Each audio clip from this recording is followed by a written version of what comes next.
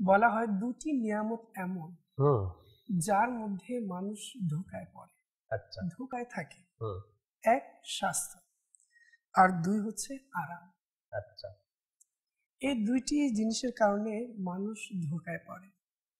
কেমন, আমরা যদি একটা উদাহরণ শুনি, হুম, যেমন কোনো এক মূর্খ ব্যক্তি এক হাকিমকে বলল, আমাকে এমন কোনো বস্তুর গুণাবলী বর্ণনা করুন যা ব্যবহার করলে আমি দিনের বেলাও ঘুমাতে পারবো।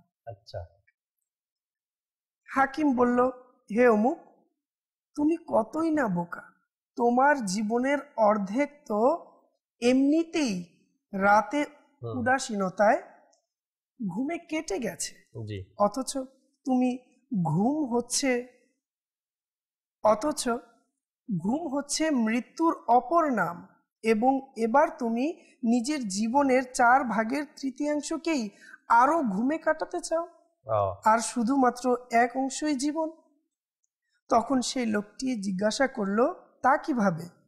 অতঃপর সেই হাকিম বলল, যেমন ধরো তোমার বয়স 40 বছর, তবে এর অর্ধেক 20 বছর হলো, এবং তুমি একেও আবার 10 বছর বানাতে চাও।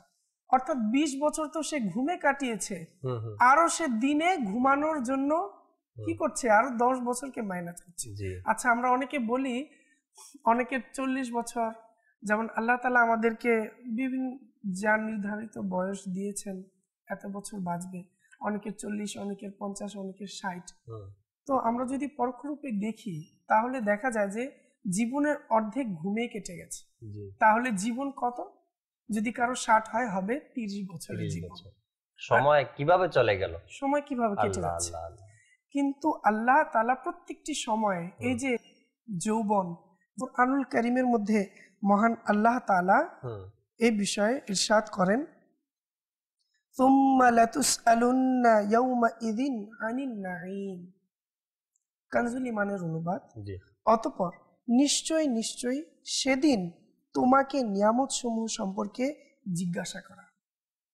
মানুষ এখন পরিস্থিতি এমন যে মানুষ নিজের সময়ের বিষয়ে কোনো চিন্তা ভাবনা তো দূরের কথা, হুম, সামান্য এটা ভাবেও না যে আমার সময়গুলো কিভাবে কাটছে। রাইট, যেমন প্রত্যেক সূর্য যখন উদিত হয়, হুম, প্রত্যেক দিন যখন সূর্য উদিত হয়, তখন সেই দিন এটি ঘোষণা করে যে যদি আজ কোনো ভালো কাজ করার থাকে তবে করে নাও, হায়, হায়, হায়, কেননা আজকের পর আমি আর কখনো ফিরে আসবো না। একদম সঠিক কথা।